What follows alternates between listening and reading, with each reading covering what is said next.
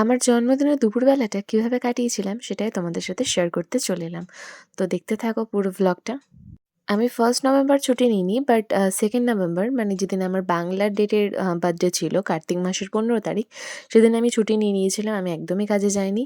এদিকে মা কিন্তু সুন্দর করে চিকেন রান্না করছিল, তাই মায়ের রান্নাটা দেখছিলাম। তো এখানে লাইটটা একটু কম ছিল বলে চিকেনের কালারটা এরকম লাগছে, বাট চিকেনটা কিন্তু টেস্ট হিসেবে দারুণ হয়েছিল। তো এদিকে আমি তোমাদের সাথে শেয়ার করছিলাম যে কী রান্না হয়েছিল। এখানে বাসন্তী পোলাও রয়েছে, এখানে রয়েছে হচ্ছে কড়াই পনির। এই কড়াই পনিরটা আমি করেছিলাম, বাসন্তী পোলাওটা মা করেছিল।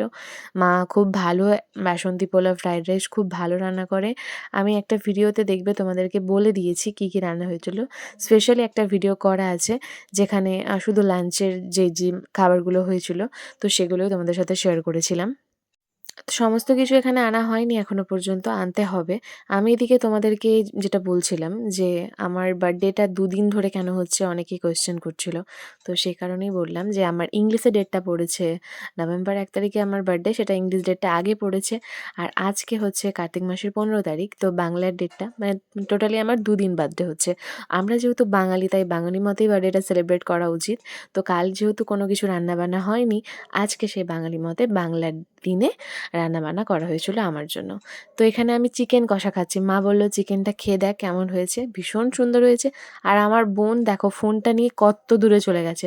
বলছে, "দিভাই দেখ তোকে পুরোটাই তুলি।" আরে বাবা, মাংস খাওয়াটা তোল ভাই, আমাকে তুলতে বলিনি। তো যাই হোক, ও তুলে নিয়েছে। এভাবেই ছবিটা। তারপরে দেখো দিদুন এখানে চাটনিটা বানিয়ে নিয়ে চলে এসছে। আর আমরা কিন্তু ৩ জন মিলে ৩ রকমের রান্না করেছি। আর এটা কিন্তু দেখো মেটে সেদ্ধ, যেটা টিকো খাবে। বাসন্তী পোলাও আর চিকেনটা করেছে আমার মা, চাটনিটা করেছে আমার দিদুন, আর কড়াই পনির যেটা সেটা কিন্তু আমি করেছি। ৩ জনে মিলে কিন্তু ৩ টে রান্না করা হয়েছে। ৪ টে রান্না মা ২ টো করেছে, আমরা দিদা আর আমি একটা করে করেছি।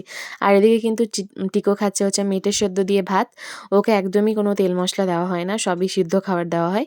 তো মেটে সিদ্ধ দিয়ে খাচ্ছে। আর এদিকে দেখো মামু আর বুনু পাতাতে খেতে বসে গেছে ভোজবাড়ির মতো।